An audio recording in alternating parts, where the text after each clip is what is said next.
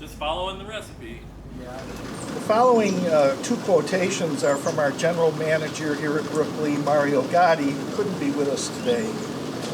Mario said, "Being able to team up with Barry, Matt, and Chris on this project has been a great experience. Seeing true masters of their craft transform our course over the past few months has been eye-opening. We as a club have been lucky to have found Barry and Matt for what has become a generational transformation of our Donald Ross gem. Our superintendent, Chris, has been instrumental along the way navigating this project." And I'd like to begin, Chris, with you. You're a very good golfer. How differently do you think Brook-Lea will play when the restoration is complete? Well, first and foremost, I've had the chance to play it with the changes, and it makes the good, the bad, and the medium golfer think totally different about just teeing it up and smashing it down the fairway. You have to plot your way around the golf course, and picking and choosing certain areas to lay up and go into greens that we've opened makes it a heck of a lot easier on the better players and the lesser players, to maneuver it down and through Brook-Lea Country Club here. And it's a great change, to say the least. Great, terrific. Barry, Matt, comment? Matt, do you play a fair amount? I have not played, so my my opinion is null and voided. Oh, okay. I stick to what we know best. Yeah, okay. Barry, I think it's just different. I think, by widening the fairways, it appears that we're making some of the approaches to the greens easier. We've opened up some of the mouths of the greens, but we're also bringing the greens back to the corners and the edges, which allows us to get some pin placements in areas that we couldn't before.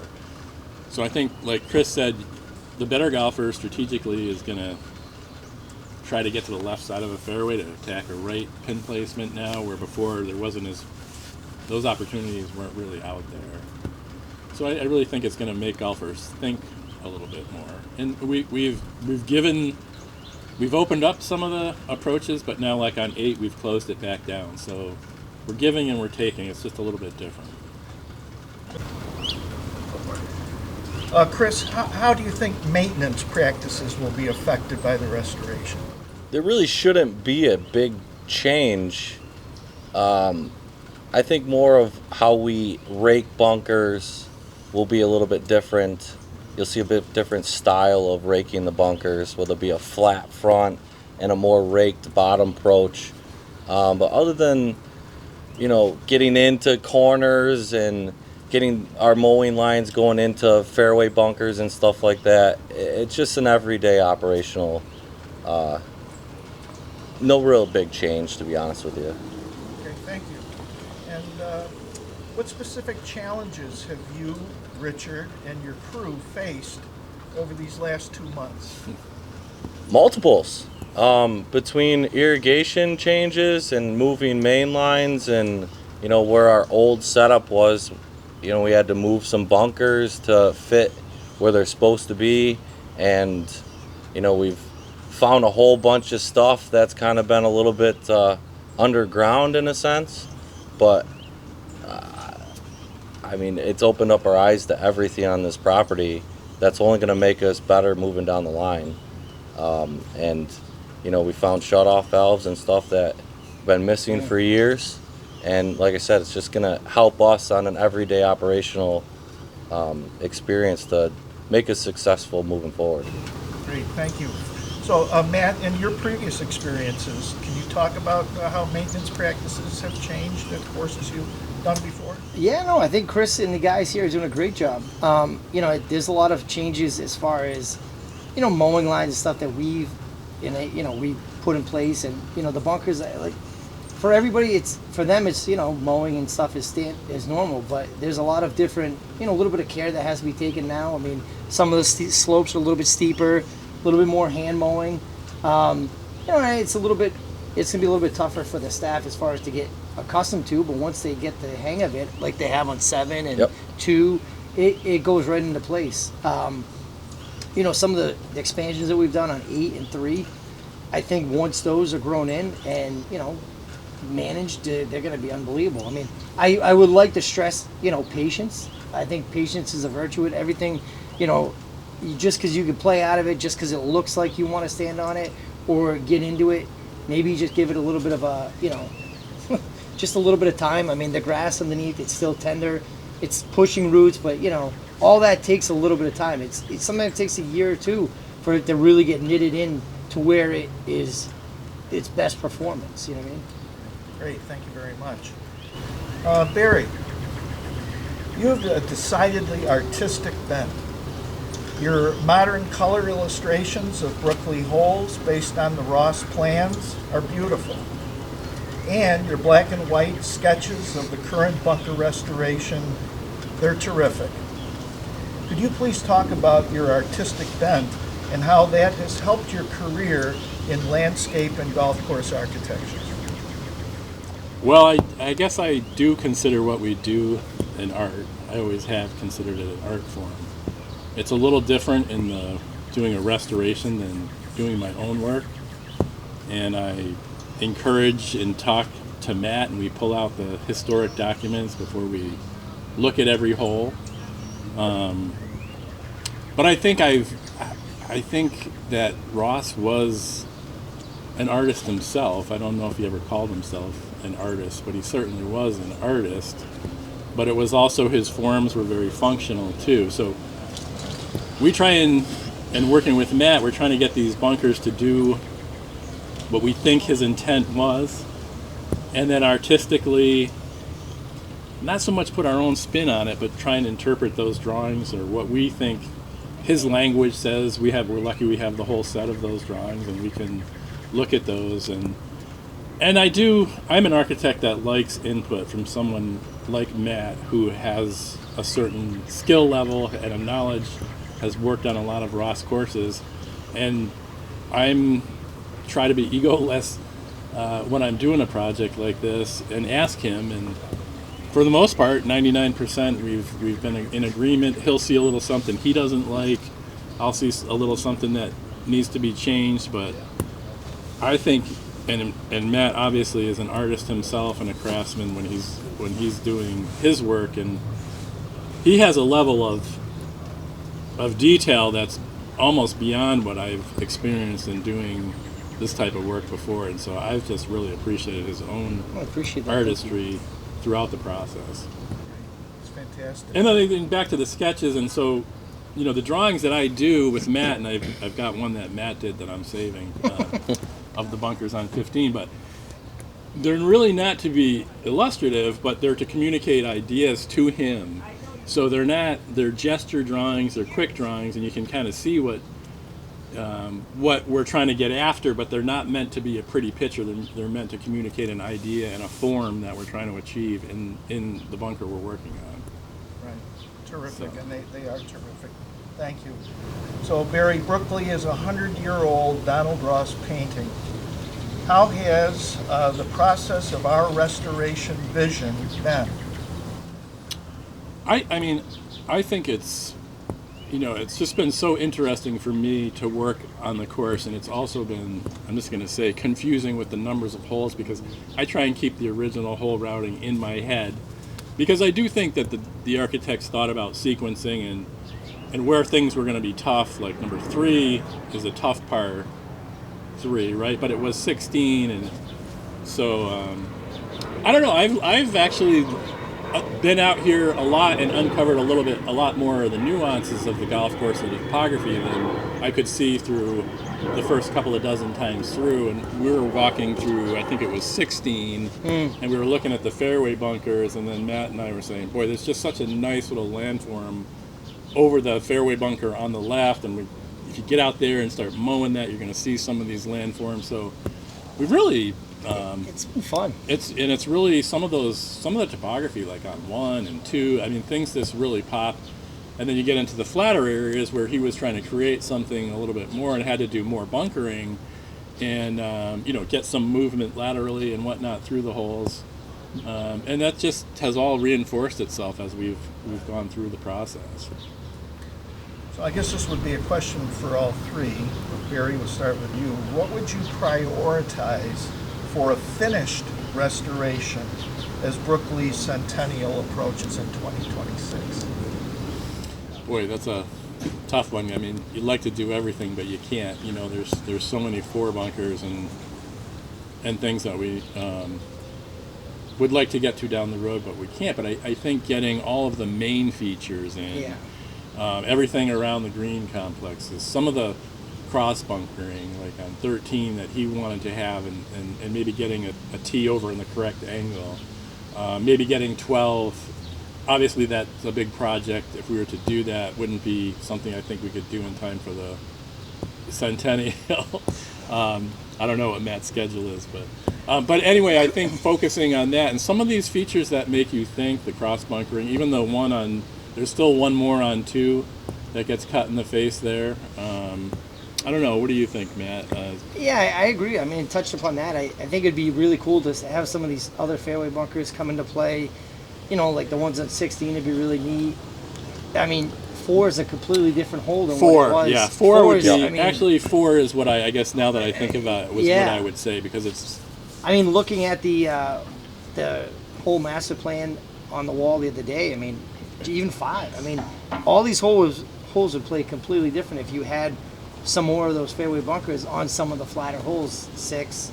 I mean, I think 7, we've got them all. 5 would be really cool. 4. I mean, you know, and then you go to your other, you know, then you get some of the holes with the more movement in them, and those are great. And it's pretty cool what he thought of. I mean, back then, I mean, it's pretty remarkable how you can envision that many years ago, you know, and still be applicable now. It's pretty neat. So, I think it's Chris. I think it's great. I mean, the transformation in 2 years is fantastic, and you know, these guys do a great job of what they do. The little details and characteristics that are being brought that weren't there has just transformed the golf course to another, you know, another level of enjoyment for whoever it is that comes in here. And I think it's more of the outside eyes that see the transformation than the guys that play every single day here. But, you know, we appreciate it every single day to make something like this, you know, back to the Ross's mentality, which is fantastic, you know. And we put pride and effort into everything out here to make, you know, Brook-Lea back to the 20s and his thought process, in a sense. Well, I didn't have this question down, but we might as well ask it, the three of you, about technology in the golf ball, the length, distance of the golf ball, and the equipment. And so how does a 100-year-old golf course hold up? I mean, we talk about Ross defending par from the green back. So how do you feel about how a 100-yard course or a 100-year-old course can hold up against the big bombers today, of which Chris is one? I mean, it was hard to see to start, you know what I mean? Like, playing the course only for a couple of years, I'm not just saying it was blah, but to see what we have now, it does put in perspective of what we were kind of missing. So it protects everything that is on this piece of property that we're doing right now for every style of golfer. You know, there's mounds and bunkers right and left. You know, you get in trouble everywhere, and you can still get in trouble even if you hit a good tee ball. You know, you still have to be conscious of what you're doing at all levels, you know, even if we're being not that long of a golf course. The bomber just can't come in and tee it up, like I said before, and just hit it as far as they want. It doesn't work that way every time. You know, now I'm a firm believer I can't hit driver on 11. I have to hit 3-wood or hybrid because the creek comes into play. You know, it's just little things like that that people don't really think about until they actually get out here and might play it for a couple times. And then they actually see the difference, you know, that it brings out every single time you tee it up, which is great. Matt, so after watching you practice your craft here at Brook-Lea, I referred to you in our newsletter as a doctor and a surgeon because of the precision with which you operate your machinery and lead your great crew. Could you please tell us about how you acquired your amazing skills and how they've been put into practice here at Brook-Lea? That's well, back in it all started by running a machine, and it wasn't always in the golf business, but once you get comfortable with the machine, you know what I mean, you start utilizing it to do different things, and shaping and golf course construction was always in my wheelhouse. So, but I'm only as good as the guys that I work with. You know what I mean? And these guys have been awesome. They've been great out here, and some of them are better operators than I am. But it's the team that we've created that's really helped us. But I've been doing this for I'm 25 years now, and it's you start on the ground, and you really learn about golf and construction. Is my first job was edging bunkers, and it wasn't the most glorious job, but you soon pick up to what you need to do and where you can't really see what you need to do in a machine until you're on the ground doing it. And I think some of the really successful people at this can do both. It's not just telling people what to do. It's not just going out there and thinking you can do it. The artistry is amazing, and it's a big part of it, but it's also the functionality. You got to really know how to position yourself, how to do things the right way. Everybody likes to go, and everybody wants to be a shaper and bang dirt and make cool stuff, but it's also got to function. You got to, you have to do it efficiently, and that's where I think we try to is, because it's ultimately a business too, and you want to be efficient at what you do for the club, for us, for anybody. So our big thing is just really having a well-oiled machine and getting things done as efficiently as possible.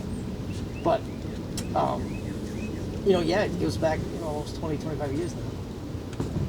Thank you. And what have been the challenges during your first 2 months here at Brook-Lea? Some of our challenges have been weather related, but that's on every job. But you guys have some of the best dirt we've ever dug in, and some of the worst dirt we've ever dug in within a matter of 2 holes. Yeah. I don't understand. We started on number 1, and I was like, this is the best dirt ever. There's no rocks. It's sandy. 2 was great. Narrow because there's out of bounds right, and there's. What about 12? Is 12 tough? I mean, I think it's one of the easier par threes. Yeah. Just because of the yardage, but when the wind's up and it's playing into the wind and stuff like that, it's totally different. Like 15's had to have changed, right? The green on 12 protects 12, depending on where the pin is. But like for a 140-yard shot with a decent golfer, it's not the hardest hole in the room. Okay, the challenges. What have been the challenges? Yep. Were you satisfied with that answer before I put my hand up?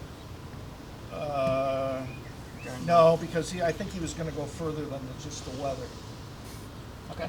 Irrigation, So, drainage. Let's try it again. Do it. Not Seriously. knowing where things go. Yeah. Yeah. Okay. Yep. Ready. Okay. So Matt, what have been the challenges during your first 2 months here at Brook-Lea? It's funny you ask. The weather's been probably the number 1, but it's been interesting that this is the first place I've ever been to that has some of the worst soils we've ever had and some of the best soils we've ever had within a hole apart. I mean, we started on 1, it was great. I'm like, this is the best material we've ever worked with, no rocks. 2 was great, and we went to 7, and I'm like, what is this? And you kind of knew that going into it, but man, it was like clay, sandy loam. It was crazy. So I think to try to get, to find those holes and work and, make sure you have enough fill and keep it moving forward with, the weather, it's tough because you can't always go to, you got to keep the drier holes available when it's wet, and the wetter holes you got to do when it's dry. So that's why we've had to bounce around sometimes, and it might have not made sense to everybody else, but that's kind of what led the charge of where we went, And then the drainage has been a little bit cumbersome to deal with. We've had to do a little bit of potholing to find out where things go. Nobody has an as-built, which is understandable. It's like most courses, but the irrigation's on the older side, so there's some big challenges. But I think everybody together as a whole has kind of muttered through it and made it what it was, or what it is, I should say. I thought working with me was the biggest challenge. Well, I guess that leads me to what are the joys or positives that you've experienced when viewing your completed work or near completed work? I mean, I think there's a bunch of positives on every job, but I mean, I think specifically here is that there's a lot of golf. To see the people come out here every day and then maybe see and see their excitement is pretty interesting. You know what I mean? Not everybody comes up to you. You guys are a pretty vocal group, which is nice, and they've come up and been very, sincere and happy about what's going on, which, not all courses do that. Not all courses do people interact with us, and it's just nice to see that. Everybody's pretty, normal and average. It's been very nice, I got to practice my 4 phrases of Spanish. Yes. You know what I mean? Yeah, everybody's been very friendly. They really have, I mean, honestly. And interested, engaged. Not people, that's not every course you go to. Yeah, we were talking about that the other day, that this course, a lot of people have come up, talked to us, told us that they've appreciated the work, asked us what we were, like, why things were, what's going to happen on this hole. And so that's been... And I don't mind taking the time if we're not in something critical to talk, as long as we're able to tell them what we're doing and what we're thinking. And that's overall the people that have come up to us have been very positive, and so it's we appreciate that. That doesn't happen at all clubs. So. No, and sometimes clubs are closed too, so you kind of forget about that interaction. Then you're like, oh, you go to a club and they're open and people are excited and enthusiastic, and it's good. We hope it continues. And then some of the things we finished early, like the 9th hole where we eliminated the bunker, and then we have a pretty good-sized bunker on the right. For me, it's been interesting watching people, how they hit their shots from that little runoff on the right, and just looking at them playing a couple of holes, 2, 1 that we've completed. It's been interesting, and a lot of the people have told me how it's made them think more, how they're going to play a number of the holes. And some of the better golfers have said, like, I'm number 8, I'm not going to be able to just bomb it, and I really got to think, and if the pin's in the back, I want to leave this yardage, if the pin's in the front, I want to leave different yardage. So that adds strategy to the hole that wasn't there before. So. Thank you. Chris, positives over the last 2 months? I think everything, like just the whole transformation in the entire job. Like I said before, bringing the Donald Ross name back to Brook-Lea in a sense, not being as cookie cutter as it was, giving it a facelift, and like I said, it's really changing the dynamics of this golf course. Great, thank you very much. What is your advice to our members? We have a meeting tonight as to the best, most economical ways to finish this historic restoration. I would say that, it's in what we do. I mean, like I said earlier, people don't always understand why we go certain places, but it has a lot to do with material, like coming out of certain bunkers, this excess material, which helps go to a different material, make a new bunker. So we're always trying to be cognizant of where we're putting dirt, where we're going to stage it for later. And, if it was up to me, I would finish some of the holes that we're currently near, because we have some extra material that we could use to build some of those bunkers and be efficient, because we're already there. I mean, we did 8 in 1 week. We had, I don't know how many guys on it. I mean, actually Tuesday there was no, we weren't even stripped the bunkers Tuesday. Now it's sodded. It'll be sodded tomorrow. So when you're all in the right spot and not too spread out, you can really get a lot done, and you can really stage and utilize. Because all bunkers aren't the same. There's some that need fill, there's some that don't need fill. But a lot of the ones that were here have all been kind of elongated. But we do need some fill to make them grand in what they were once on the plan. I.e. the left of 7, the 2 that is short of the green. Those were only about a foot high in the back, and now they're 4 or 5 feet high. But we needed material to do that. So now we've staged some there to do the ones by the green, or to do, the bunkers on 4, where you can economically kind of get to it because you're there, And I think that would make sense going forward. That's the priority. Yeah, just stay in the same and focus on what you have and where we are, and finish something complete versus having too much stuff that's undone. Yeah, I think that's one thing we find when we go into courses and we improve a number of, say, bunkers or bunker renovation, and then you leave some that aren't. Those now look so much worse than they did before because you have these other, they stick out like sore thumbs. So I think, cleaning up everything Yeah. that's out there that really doesn't look like it fits anymore, and some of them you can barely play out of, that would be something that I think we should try and achieve before the centennial. Yeah. Thank you. And so number 18, another thing that I've dreamt of for 20 years are the three very Scottish-style pot bunkers into the face of the hill on our last hole.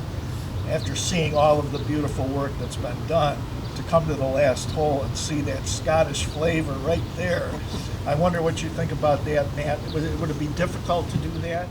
I don't want to be that difficult. I mean, it's like anything. It's it's the bunker, and we'll get in there and do it, and we're there, so it would make sense if we were doing 18 at the time. That it would make sense to do those while we were on 18. Is what I think would make the most sense. So it'd be. Yeah, and they're not large bunkers. They're small, very small. It's smaller than anything we've done out here. Oh, wow. So they're I think they're 10 by 10 or something, and they're not big, but I think that's a visual that he wanted cut into the hill. And we talked about this the other day. There's nothing on his plans like that. So it's another unique feature that we would be adding to the golf course. I disagree that makes that hole very overly difficult for anybody. They're in the face of the hill. They're not up anywhere near the green.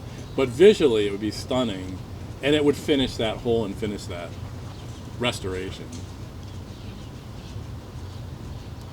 Rolling. So the photo that Chris is holding up is of the famous Spectacles hole in Carnoustie, Scotland. And when I see that and I think of what we could have on our finishing hole here at Brook-Lea, I do hope that is something that we can accomplish. I think at some point we can. It's up to you guys, and we'll see what happens. But if there's a bunker you guys want, we can definitely put it in. And then I guess, Matt, the last question is the number 12 here at Brook-Lea. The original Ross hole was never built. It's supposed to be a 182-yard great par 3. Of course, we've played it the way it is for almost 100 years. Can you approximate the cost of recreating that hole or creating that hole? I don't know. I mean, what do we... Or any difficulties or... the difficulties would be I think making sure the land where it was going to go. I mean, it's like anything else. It's going to be a little bit fluid at the moment because of high water table. But I think I think the whole premises behind that green was to be quite elevated, like Fill the new pad, one. yeah. Yeah. So like all these greens are on a fill pad. So once you establish that fill pad, it wouldn't be too bad. Getting the fill for the fill pad. I mean, we've stockpiled a bunch behind 14 from some of the work we've done, and I think you have a pretty good hole. You can borrow from there to do it, which would be good.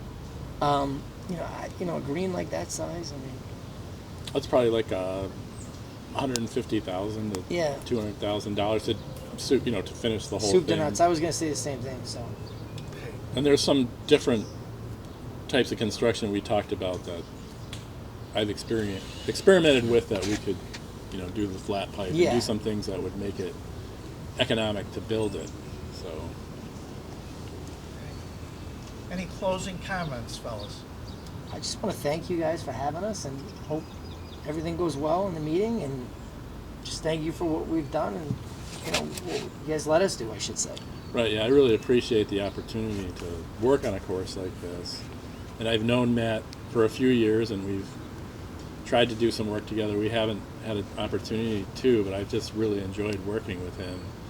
And just whenever I work with somebody of his level, I always learn something. I'm always looking to learn something. It's been great watching him finish something or close to finishing it, and then he'll see a little something, and he's like, "That's just bothering me. I got to go back and get it." But just that level of detail is just wonderful to see, and I really appreciate it. And we've had, Barry spent a lot of time on site, which has been awesome because you don't always get that. And I think that's given the club, and I mean, it's been great for the two of us. It's really been giving the club the best product you can have.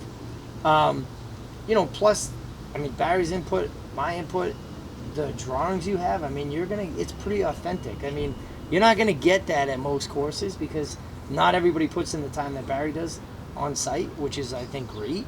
And it's been awesome. I mean, we've had a lot of banter back and forth about, everybody. I don't think there's anybody here that is not, is objective to criticism. We all take, we all banter ideas back and forth, and that gives you the better product. Like, we all just kind of say, oh, what do you think of that? And it's the dynamic that really helps, Right. Chris, I think you've been a terrific traffic cop, if you will. Yes. Through these controlling, and supervising the day-to-day maintenance, and then helping Barry and Matt out at the same time. We're in your debt. I appreciate these guys. They make it easy on me for being my first ever big project. So, I get to see what they do and how they operate, and it's only going to make me and them better, obviously, as we move forward. So, Great. Adam, thanks for being here this afternoon. Thanks for having me. As club historian, I have been promoting a Donald Ross restoration at Brook-Lea for over 20 years. Your arrival on the scene has given me great encouragement. You are a knowledgeable, enthusiastic, good communicator. You are the perfect leader at the perfect time to cement my and your generation's legacy at Brook-Lea. Would you please walk us through the challenges you've faced since undertaking this great task, and the successes and the joys that you've seen, as well as the challenges? Well, thank you, number one. It's very, very kind of you to say that. Honestly, from the start, we had no clue where we'd be today, where we are now. We started this project as dialing up the existing bunkers that we had, just going out and fixing them. Our first plan was we were going to find a contractor and just let them go at it. We learned the lesson the hard way, trying just a couple of bunkers that didn't turn out great. We then entered looking into architects, and we found Barry, and it really, the ball started rolling from there. I mean, he came out and started looking at the bunkers, and we started working through a game plan, and all of a sudden we make the discovery, really months into the whole deal, that the plan we're working off of is incorrect. It's not based off of Donald Ross plans. We've got all these original drawings that we have access to, and we didn't use them in how our guidelines for doing this course. So we approached membership with the new master plan that goes back to the original Donald Ross, and since then it's just like we're kind of correcting ourselves. We're trying to do the right thing for this Donald Ross golf course. Also correcting decades of misinterpretations, errors, additions. and plenty of, this is what I felt like doing at the time, superintendents, and let's fill in these bunkers because I don't want to take care of them, and a lot of things like that. So it's really nice to have a plan in place that sets the roadmap to go back to that original Ross that we all cherish around here. How do you gauge what member support has been from older members, younger members, in between members? It's gotten better as we go on. The approval of the bunker project at the start was kind of, it was a majority obviously, but it was mixed. There was a lot of people who were against it, and then we put the master plan project in front of everybody, and it was passed overwhelmingly, like near full majority. Almost 100% of the people approved that plan. And since then, and since we've started this work, it's been really nice to have people who were not even in support from the get-go, all of a sudden saying, this is a beautiful product, what else can we do to keep advancing this? So it's really nice to hear. And now at this point, people are excited, and everyone shares the excitement, and they want to see, everybody sees the potential this place has now, which maybe might have been hidden to them before. And what would you like to see in the coming 2 years leading up to Brook-Lea's 100th year? What else would you like to see done to fulfill the restoration plan? I'd like to get to a point where we've done as much as we can possibly do, and being realistic at the same time for our club. I think we can fine tune a bunch of things. Once we get these bunkers done, I think then we can just kind of nitpick and really go for the finer details to bring this club up a couple of notches from where it was. Terrific. Thank you, Adam. No problem.